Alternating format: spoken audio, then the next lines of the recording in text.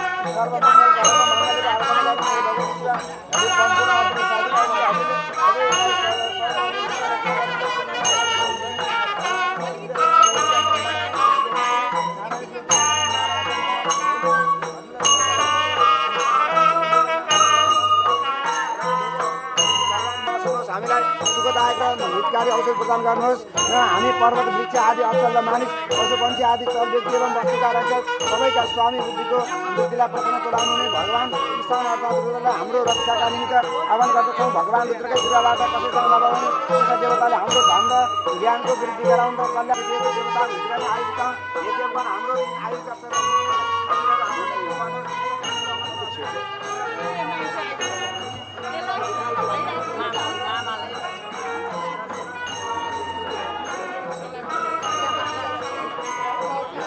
Side भाइयों घुमाया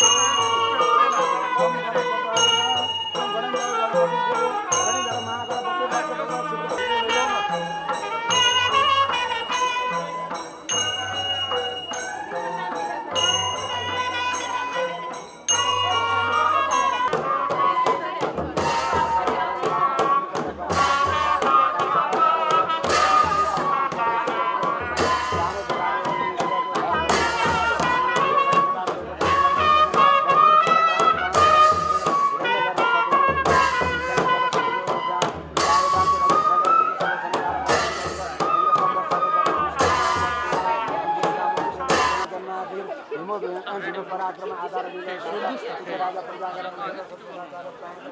आज यो हामी काठमाडौँ महानगरपालिका अब वडा नम्बर 3 को यहाँ पहिला पुरानो यसको चाहिँ नाम सल्लाहकारी हो। त्योभन्दा अगाडि चाहिँ धारापाटी भन्ने पनि यसको चलन थियो।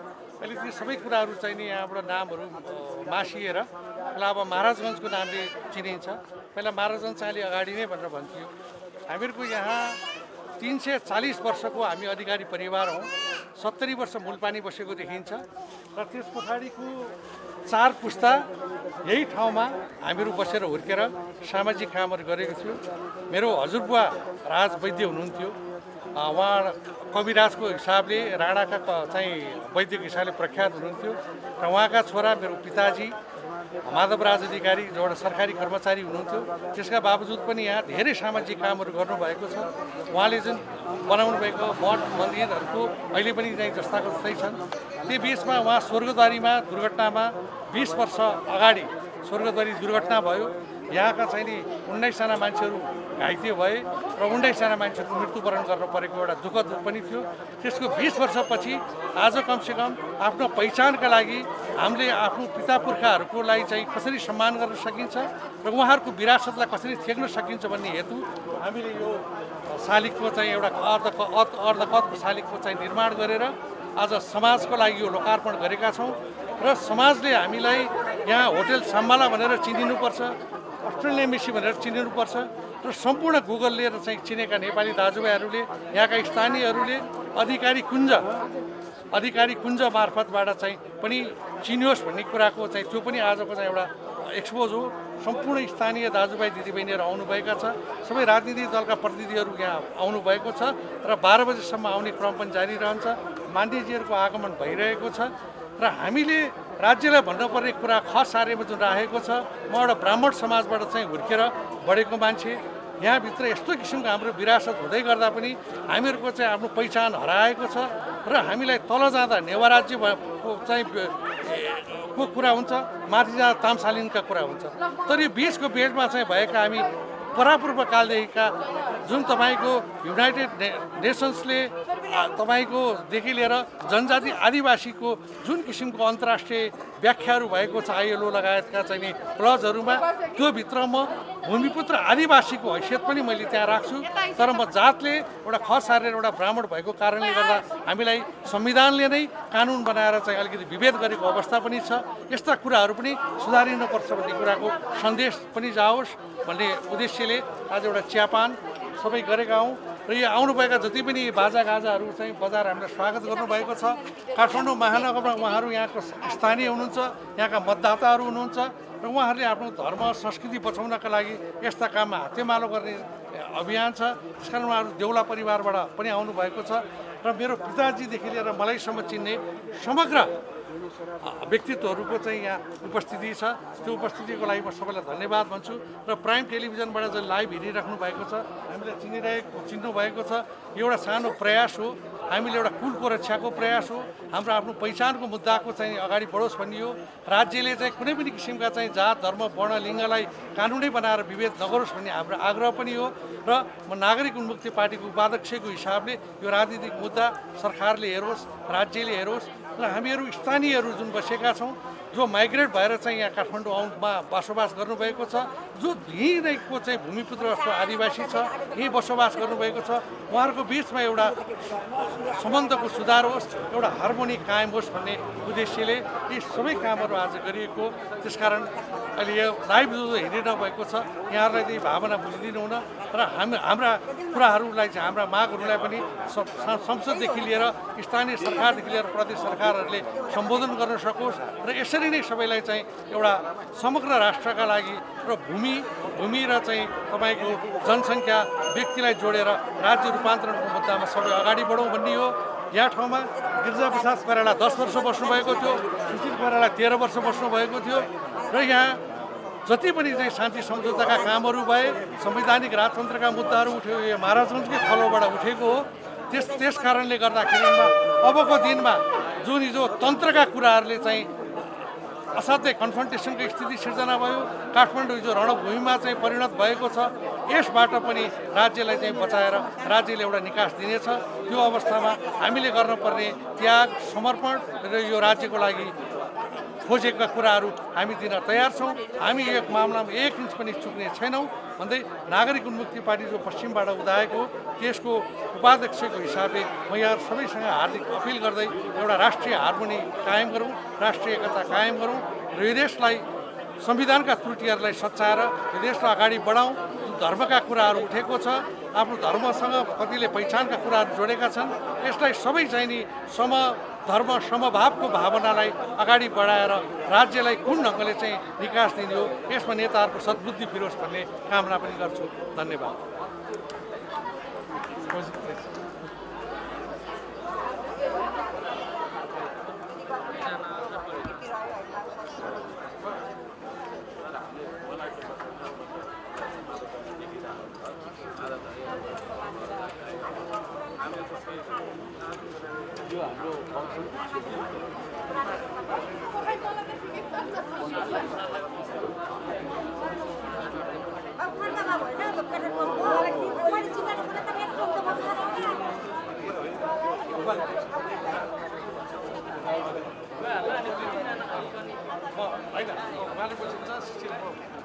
पठाइहाल्छु।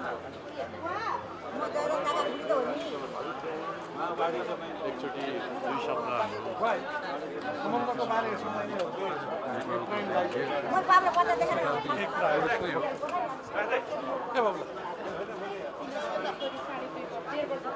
उहाँको बारेमा हजुरले के भन्न चाहनुहुन्छ? के अरे उहाँको बारेमा के भन्न हेर्नुहोस्, म आनन्दीलाई चिन्दछु। हजुर आनन्दी राम्रो मान्छे हो। राम्रो मान्छे कसरी भए? जब आमा बुवा राम्रो हुन्छ नि छोरा पनि त्यस्तै हुन्छ। त्यसैले म के अन्दाज गर्छु भने फेरि त्यसैले बुवा धेरै राम्रो अब धेरै उसको आनन्द धेरै ठुलो है त, होइन होइन भन्छ दुध गुनेको पुत भन्दैन होइन, त्यही हो।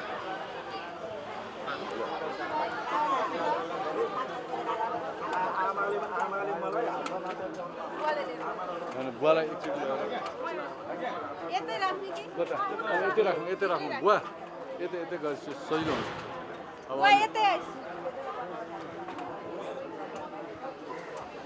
छोरी लैजाऊ त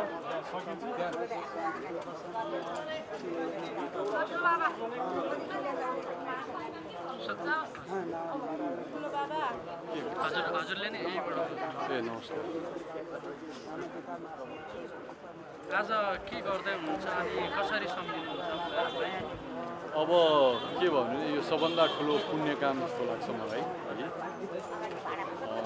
यो चाहिँ हाम्रो साइलो भाइको इनिसिएटिभ हो, उहाँको पहलता हो र उहाँले भाइले चाहिँ मलाई के भनेको थियो भने मैले एउटा मेरो काम बनेको छ, काम बनेपछि म एउटा बुवामाको प्रतिमा यहाँ स्थापना गर्छु। दाइ के छ भनेर भन्यो, आहा अति राम्रो काम, यो जस्तो राम्रो काम केही पनि हुँदैन, गरौँ। किनभने घरमा गार्जियन नहुँदाखेरि, संरक्षक नहुँदाखेरि घरमा एउटा अन्योलता हुँदो रहेछ। त्यसै गरी हाम्रो समाजमा पनि संरक्षक नहुँदाखेरि अन्योल हुने कि राष्ट्रमा पनि संरक्षक भयो भने अन्योल हुँदो रहेछ। जस्तो परिस्थिति यहाँ छ नि अहिले, जति इमोसनल भएको छौँ हामी त्यस्तै अहिले बाहिर पनि देख्न सकिन्छ। तर म यति कुरा गर्छु कि आज सबै हाम्रो उहाँकै प्रेरणा हो, सबै उहाँको प्रेरणा हो। मैले देखेअनुसार हामीले गर्नुपर्ने हाम्रो पूर्वीय दर्शन शास्त्र नै यस्तो छ कि हामीले मातापितालाई भगवानको स्वरूप मान्छौँ। भगवानको स्वरूप भनेको हामीले कसम खाँदाखेरि, वास्तवमा अहिले ग्रेजुएसन गर्दाखेरि कसम के खुवाउँछ तपाईँहरूले गएर सोध्नुभयो भने अङ्ग्रेजीमा के कुराहरू भनेर टारिदिन्छ। तर कसम के खानु पर्थ्यो भनेर भन्दाखेरि मातृदेवो भव, पितृदेवो भव, अतिथि देवो भव, आचार्य गुरु आचार्य देवो भव र सबैभन्दा ठुलो कसम राष्ट्र देवो भव, राष्ट्र देवो भवको कसम खानुपर्छ। र त्यही क्रममा केही नभए पनि आज मातृदेवो भव र पितृदेवो भवको चाहिँ हामीले एउटा त्यो आशीर्वादको लागि यो जमघट गरिएको हो। र उहाँ चाहिँ एउटा कर्मचारी हुनुहुन्थ्यो। उहाँ भारतमा पढ्नुभयो। पढेर जब राजा महेन्द्रले यहाँ 49वटा कल कारखानाहरू खोल्नुभयो भनेपछि अब मैले यहाँ जागिर पाउँछु भनेर उहाँ आउनुभयो। अनि मेरो पनि जन्म यहीँ भयो, अन्यथा मेरो जन्म भारतको गुजरातमा हुन्थ्यो है। म चाहिँ यहाँ अहिले आएर नेपाली हुनुमा पछाडि पनि उहाँको एउटा ठुलो योगदान छ। यो ठाउँमा जन्मियौँ, हाम्रो झन्डै 150 वर्ष पुरानो यो विरासत हो र उहाँले आफ्नो सरकारी कर्मचारीको अलावा उहाँ चाहिँ एउटा समाजसेवी पनि हो। त्यो त मैले भन्दा पनि यहाँ आउने टोलवासीहरू, यहाँ आदरणीय दाजुभाइ दिदीबहिनीहरू, यहाँ मातापिताहरू, आर्य माताहरू हुनुहुन्छ, यहाँ विभिन्न लब्ध प्रतिष्ठित व्यक्तिहरू हुनुहुन्छ। उहाँहरूसँग सोद्धाखेरि अझ राम्रो हुन्थ्यो होला। म त यति नै भन्छु कि यो आशीर्वाद मातृदेवो भव र पितृदेवो भवको आइरहोस्, पाइरहौँ र यो चाहिँ अरूलाई, आउने पिँढीहरूको लागि पनि प्रेरणा हो कि हामीले अहिले मातापितालाई कसरी सेवा गर्नुपर्छ। अहिले जब एउटा पिँढी नै बाहिर छ, देश बाहिर छ, विदेशमा छ, यहाँ लास पर्यो भने पनि के गर्ने भन्ने कुरा चाहिँ अन्योलमा छौँ हामीहरू। भने त्यस्तो अवस्थामा होइन, मातापिता भगवान हुन्, त्यो सम्झेर चाहिँ हामीले गर्नुपर्छ। बाइटको लागि चाहिँ प्राइम टेलिभिजन लगायत सम्पूर्णलाई म नमन गर्छु। धन्यवाद।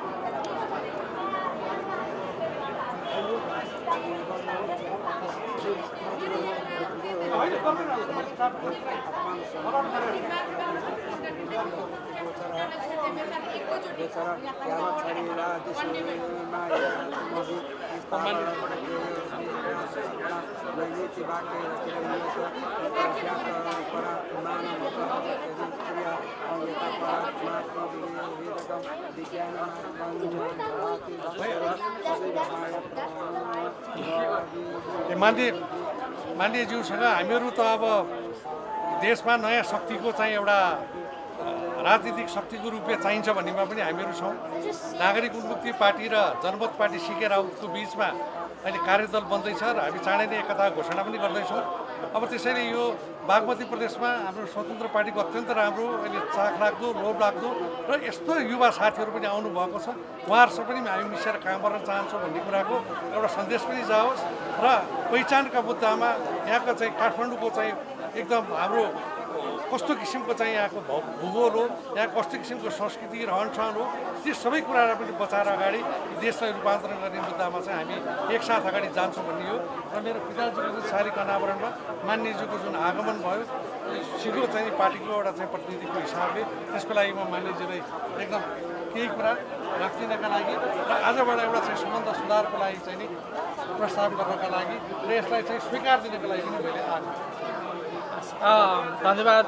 सर्वप्रथम त राजेशदाई लगायत सम्पूर्ण परिवारलाई राष्ट्रिय स्वतन्त्र पार्टीको तर्फबाट बधाई तथा शुभकामना भन्न चाहन्छु। यो अत्यन्त ऐतिहासिक घरमा अथवा ऐतिहासिक यो इतिहासको धरोहर बोकेको ठाउँमा आज उपस्थित भएर हामीले बुवा आमाको शालिग अनावरण गर्ने कार्य सम्पन्न गरेका छौँ।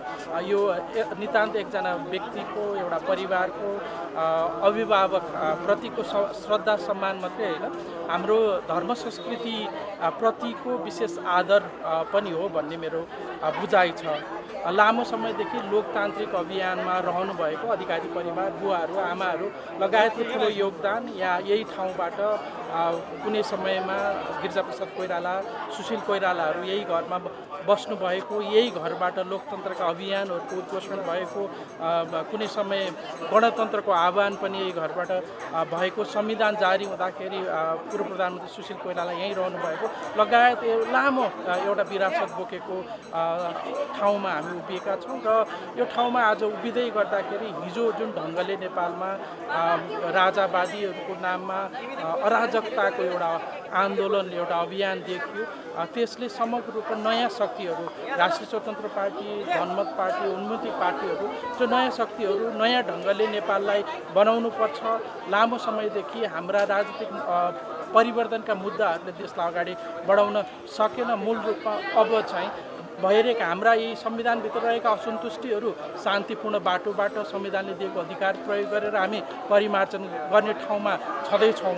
तर पनि मूल रूपमा जनताको अवस्थाहरू परिवर्तन गर्नुपर्छ र त्यो अवस्था परिवर्तन गर्नको लागि उत्तम विकल्प भनेको लोकतन्त्रले दिएको शान्तिपूर्ण अधिकारहरू मतका अधिकारहरू प्रयोग गर्नुपर्छ भन्ने हाम्रो मान्यता नै हो। जुन त्यो परिस्थितिमा आज हामी यो ठाउँमा उभिँदै गर्दाखेरि मलाई लाग्छ अब राष्ट्रिय रूपान्तरणको लागि सम्पूर्ण नयाँ शक्तिहरू नयाँ ढङ्गले अगाडि बढ्नुपर्छ भन्ने लोकतान्त्रिक प्रजातान्त्रिक शक्तिहरू एक ठाउँमा आएर नेपाल र नेपाली जनताको सेवा र नेपाल र नेपाली जनताको जुन दिगो विकासको सपना छ त्यो पुरा गर्ने दायित्व अब हाम्रो काँधमा आउँदैछ भन्ने मेरो बुझाइ छ। आज यही ठाउँमा बसेर हामी नयाँ ढङ्गले लोकतान्त्रिक ढङ्गले शान्तिपूर्ण ढङ्गले नेपालको विविधता धार्मिक सांस्कृतिक विविधता लगायत सम्पूर्ण कुरालाई ध्यानमा राख्दै मूल रूपमा नेपालको समाजमा रहेको व्यवस्थापनको समस्या लामो समयदेखि रहेको जुन अविकासको अवस्था छ त्यो अवस्थालाई यहीँबाट अब नयाँ ढङ्गले अगाडि बढ्ने र नेपालमै युवाहरूलाई रोजगारीको सृजना गर्ने शिक्षा स्वास्थ्य लगायत जनताको मूल समस्याहरू समाधान गर्ने कुरामा नयाँ शक्तिहरू अब केन्द्रित हुनुपर्ने र अभियानलाई नेतृत्व गर्नुपर्ने आजको आवश्यकता छ।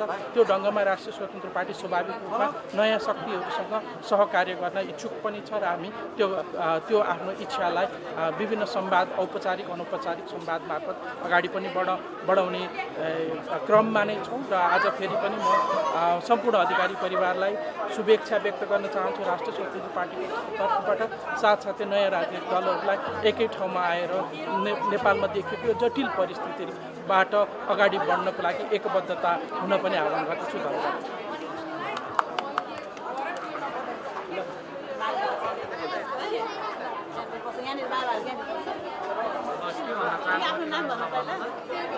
नमस्कार, मेरो नाम दिविता शर्मा।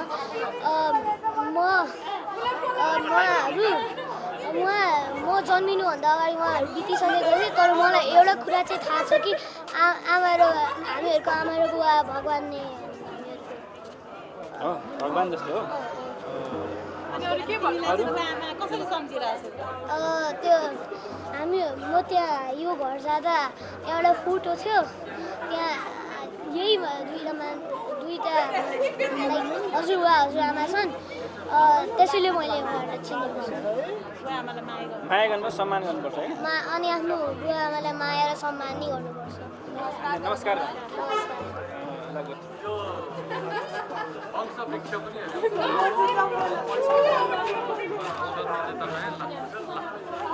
नमस्कार। अनि हाम्रो बाबाहरूले जुन यो शालिग स्थापना गर्नुभएको छ हाम्रो हजुरबा हजुरआमाको, हामीसँग बच्चैदेखिको सम्झना मात्रै नजोडेर हाम्रो भावनाहरू पनि यसमा जोडिएको छ।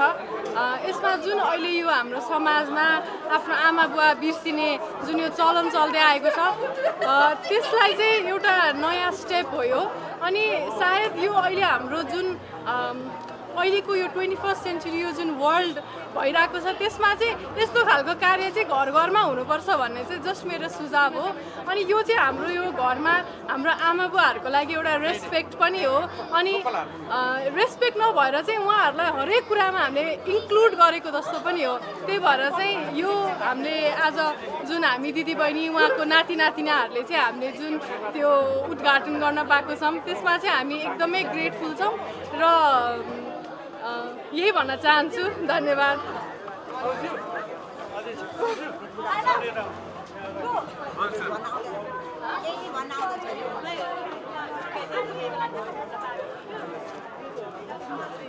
हामी दुईजना स्थानीय निर्वाचनको प्रतिद्वन्दी पनि हौ। साथी विजेता, म उपविजेता, तर सबैले जित्यो। सबसे ठुलो जित हाम्रो जित, स्थानीयको जित हो। र जति चाहिँ हामीहरू कति पुस्ता भयो, उहाँको 4 पुस्ता माथिको 4 पुस्ता मुनि ठ्याक्कै नै वंशवृक्ष भनेर पनि राखेको छ। अब यस्तो कल्चरलाई कसरी चाहिँ हामी महानगरमा प्रमोट गर्ने? अब आउनुभएको चाहिँ सबै सङ्गीतको चाहिँ यसरी उहाँहरूले स्वस्फूर्त आउनुभएको त्यस्तो किसिमको छ। अनि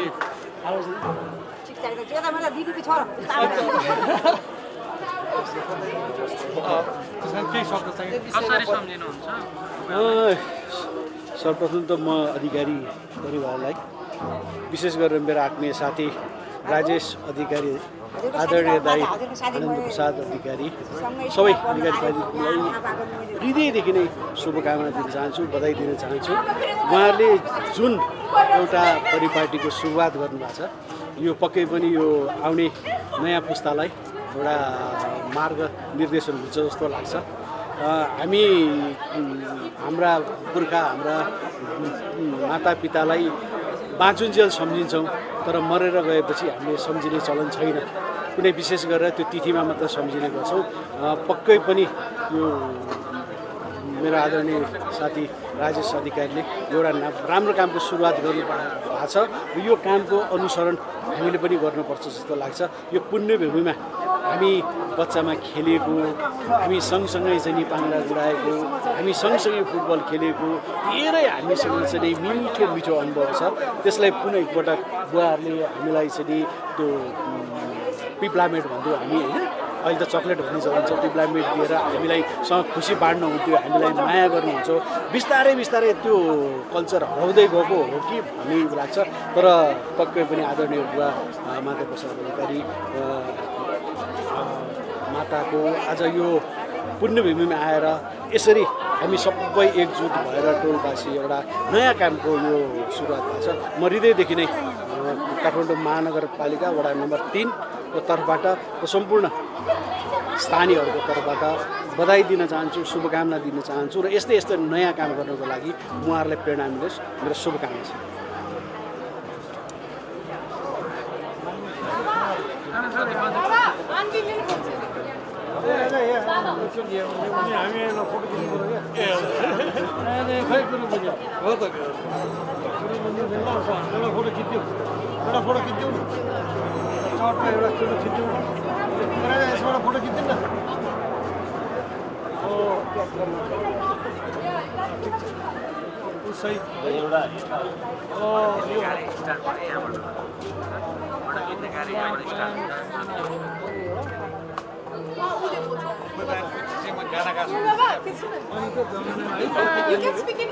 These were my grandparents and I didn't get to see them, and I will always respect them, and I didn't get to see them because they died in an accident many years ago, so I wasn't born when that happened.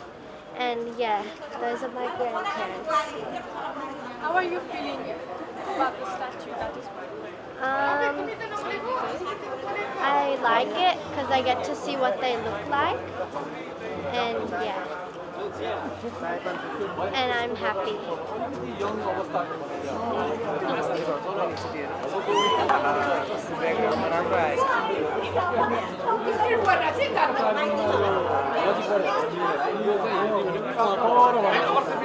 Doctor Navraj चालिसे आउनु भएको छ।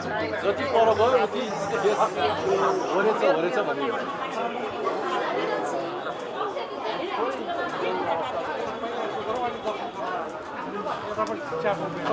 एकचोटि युवाहरूको बारेमा मेरो ठुलो मामा हुनुहुन्छ डक्टर नवराज चालिसे, जसले ग्रामीण अर्थशास्त्रको रूपरेखा भन्ने पुस्तक पनि चाहिँ नेपालमा एउटा ऐतिहासिक हिसाबले नेपालको अर्थको रूपान्तरणको लागि लेख्नुभएको हो। डेपुटी गभर्नरदेखि लिएर उच्च पदस्थ ठाउँमा चाहिँ बसेर यत्रो समाजको सेवा गर्नुभएको हो। उहाँले बहिनीलाई बुवासँग चाहिँ जुन विवाह बन्धनमा बाँधिसकेपछिको आजको यो भएको हो। त्यस कारण मामालाई यो बारेमा केही बोलिदिनुको लागि म अनुरोध पनि गर्छु।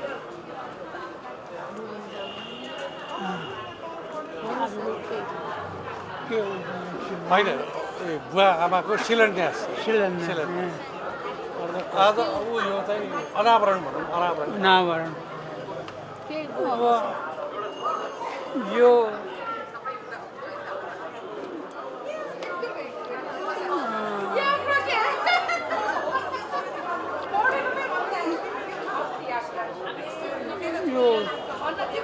छोरा छोरीहरूले आफ्नो बुवा आमाहरूको सम्झना सधैँ गइरहोस् भनेर भन्नको लागि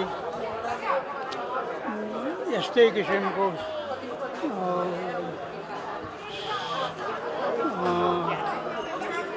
शारीको निर्माण गरेछन् यो चलन चाहिँ पहिलेदेखि चलिआएको हो।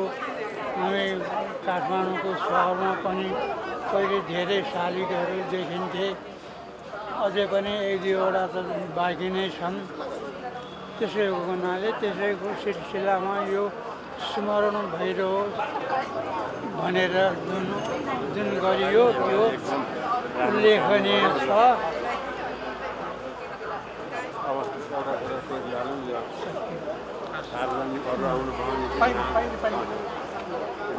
यो लोकार्पण भएको अनावरण गरेर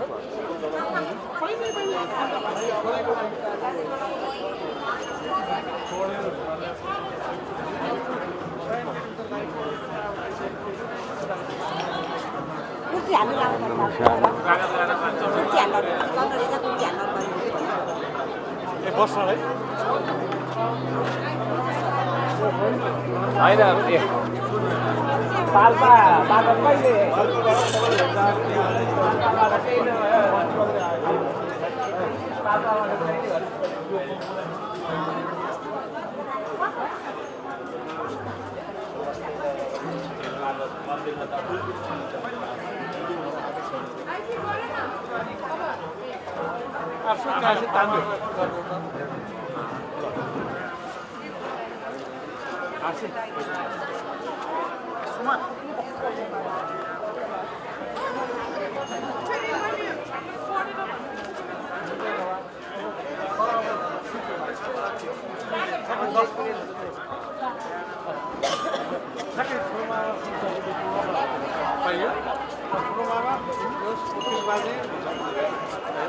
अब मानिले बल्ल मानिले भर आउँछ सोध्दैन आउने